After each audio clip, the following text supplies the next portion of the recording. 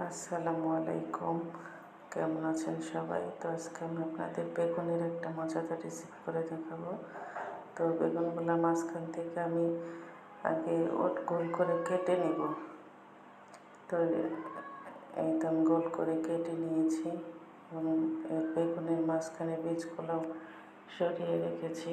তো এখানে পেঁয়াজ, কাঁচামরিচ আর বেগুন, তো এগুলো এখন লবণ হলুদ দিয়ে আমি মেখে নেব।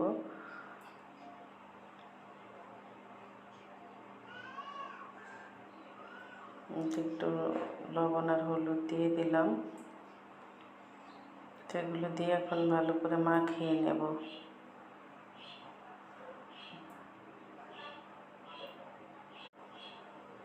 তো আমি ভালো করে এটা একটু মাখিয়ে নিচ্ছি।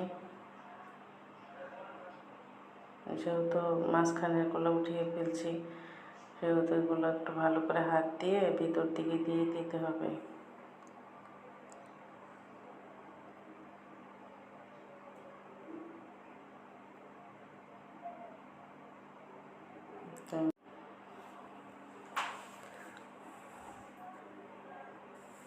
যখন কোনো কিছুই আর ভালো লাগে না, তখন এই খাবারটা করে খেয়ে দেখেন ভালো লাগবে। তো আমি এখানে কাঁচামরিচ আর পেঁয়াজ নিয়ে নিয়েছি, একটু স্বাদ মতো লবণ আর হলুদ দিয়ে মেখে নিয়েছি। তো এদিকে চুলার ফ্রাই প্যান দিয়ে দিয়েছি, গরম হয়ে গেছে। তো এখন দিয়ে দিলাম তেল। তো আমি একটা একটা করে বেগুনগুলো দিয়ে দেব। এটা দেখতেও যেমন সুন্দর হয়, খেতেও সেরকম মজা হয়।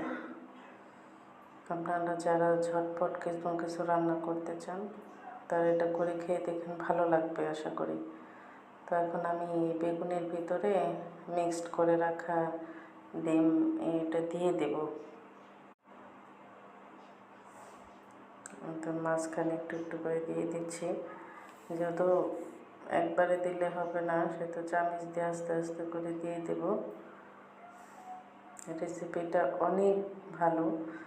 আর এটা খাওয়ার পরে আমার মেয়ে আলহামদুলিল্লাহ ভালো একটা রিভিউ দিয়েছে। আপনারাও বাসায় ট্রাই করবেন। তো আমি এক এক করে সবগুলো দিয়ে দিচ্ছি।